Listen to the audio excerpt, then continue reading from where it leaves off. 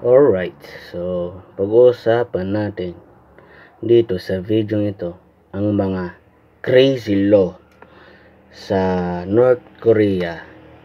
So, halina't pag-usapan natin ang mga law na ito sa North Korea lang makikita.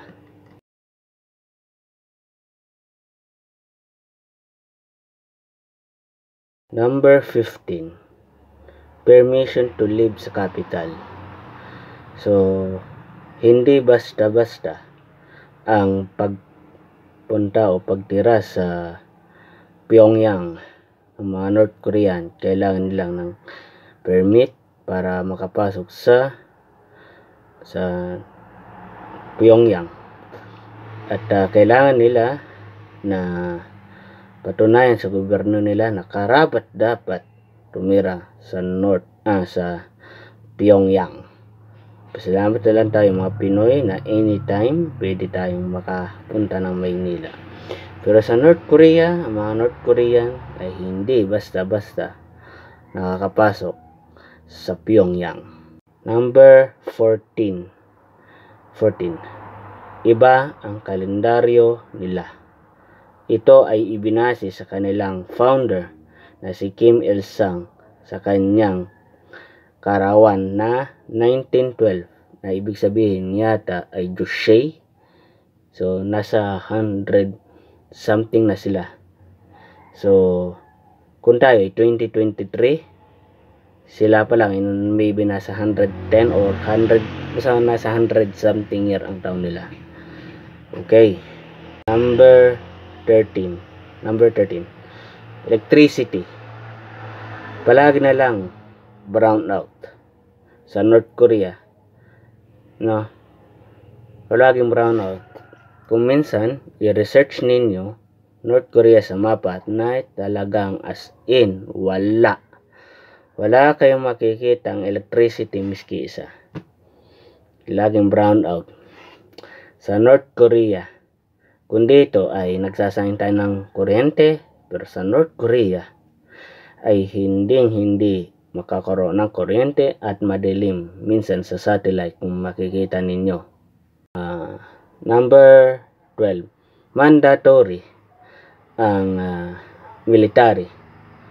So, mandatory ang kanilang military. Di katulad sa ibang bansa. Kung gusto mong mag-militar, walang problema.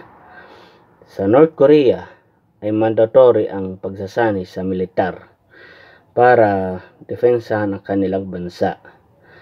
I think age of 17 kailangan ng mandatory na mag-service ka sa militar nila.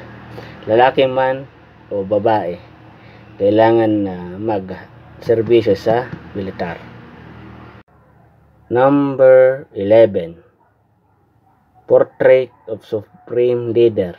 Kailangan may portrait ka ng Supreme Leader na si Kim Il-sung, Kim Jong-il. Mayroon ka dapat sa loob ng bahay ninyo.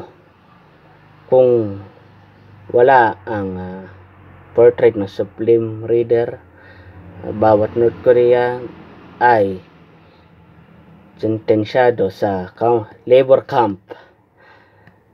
Diretso sila doon or concentration camp kung wala silang Supreme Leader na picture. Kahit na weird law ito, kasi ito ay kailangan iligtas mo anak mo, asawa mo, family mo. Doon iligtas mo ang portrait ng Supreme Leader nila bago ang anak mo, which is weird talaga ang batas na ito. Unahin mo ang iligtas ang portrait ng Supreme Leader bago ang pamilya mo. Number 10. Walang internet sa North Korea.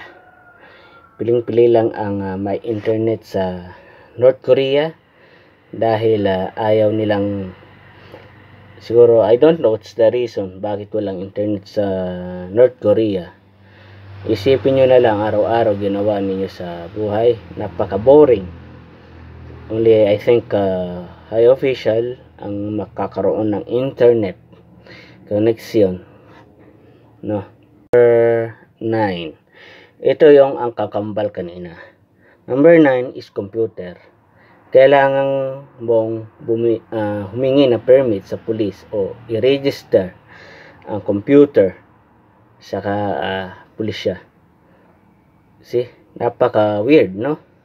Simpleng makaroon ng gadget is kailangan mo pang i-register ang computer mo sa North Korea. Hindi rin basta-basta makakapasok ang mga website sa North Korea, Facebook, YouTube, IG, Twitter, lahat is wala. Pili lang ang website na pwedeng i-access ng mga North Korean. Salamat na lang tayo, nasa Pilipinas tayo, wala tayo sa North. Kailangang may permit ka sa police makaroon ng computer. Number 8 is hairstyle. 18 sa babae, 10 naman sa lalaki. 20 year approved hairstyle is wala nang iba. Ayaw nilang medyo kung wala kang hairstyle mula sa 28 is todas ka. Kasi yan ang paniwala na supreme leader nila. Kapag may ibang hairstyle, natatakot sila pa ma-westernize ang mamamayan nila. Kasi ayaw nila ng hairstyle na may iba. Only 28 hairstyle na approve. Number 7 ay fashion. Walang fashion sa North Korea, no? Which is pinagbabawal yan sa North Korea ang fashion. Natatakot silang baka ma-brainwash ang mga mamamayan kung bakit may fashion sa North Korea. Kaya may higpit itong pinagbabawal ang fashion sa North Korea. Ayaw sigurong manlaban ang mamamayan sa gobyerno nila, ang mga North Korean. Number 6 is walang movie. So, mahigpit itong pinagbabawal sa North Korea ang movie. Kasi si Yeonmi Park, kung di nakakamali, parang na-inspire siya sa love story ni Jack at Rose sa Titanic. I think smuggle siya mula China sa black market. At yan ang rason bakit natatakot ang mga North Korean sa sine. Number 5 is wala silang music or entertainment. So, ang boring ng mga boy ng North Korean kasi wala silang music or entertainment. So, natatakot ang pamahalaan nila na ma-brainwash ang utak ng mama nila dahil sa music or entertainment. So yan ay pinaghigpit na pinagbabawal ng mga CD na ipasa sa kanilang bansa. Yan ay pinagbabawal ng gobyerno nila dahil natatakot sila na manlaban sa gobyerno nila ang mga North Korean. Number 4, ito yung weird. 3 generation punishment. Kapag nagkasala yung lolo mo, mamanahin ng anak mo, mamanahin pa ng apo mo.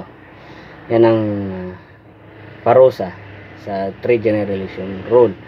For example, nanood ka lang ng movie Ako, ang isang North Korean. Mamanahin pa ng anak mo at mamanahin pa ng apo mo. Yun ang batas nila.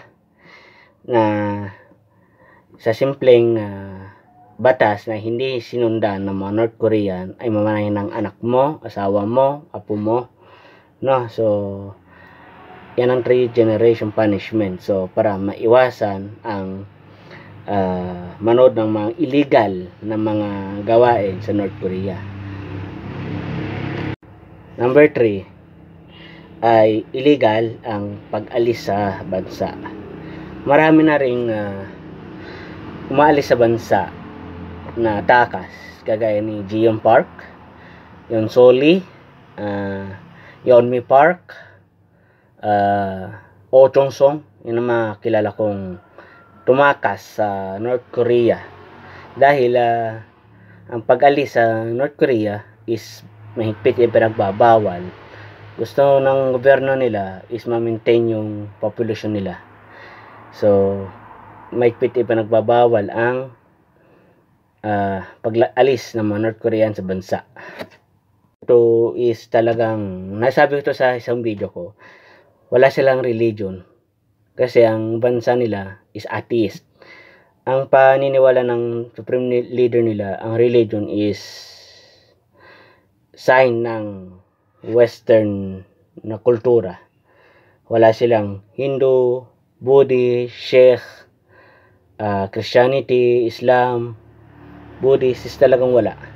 Walang religion sa North Korea. May pinagbabawal ang religion sa North Korea. Dahil atheist sila eh. Ang kanilang supreme leader, Kim Jong-il at Kim Il-sung, ay kinikinala nilang Diyos. Atheist sila. Ang malupit, ang number 1, kapag ininsulto mo ang mga supreme leader, pag ininsulto mo ay may pinaglalagyan ka. Ito yung konektado ata sa J3 generation rule na mamahalin pa ng asawa, anak, apo mo na walang kamalay-malay sa krimen na ginawa mo. Pag sinabing cute ang cute ang kanilang supreme leader, syempre joke, di ba? Is iba ng meaning sa supreme leader nila. So, katahimik na lang sila ang mga North Korean sa supreme leader nila. So, yun lang po, no? So, yan lang ang ilang weird na batas sa North Korea, no? Ewan ko lang kung may dadagdagan pa. So, see you on my next vlog.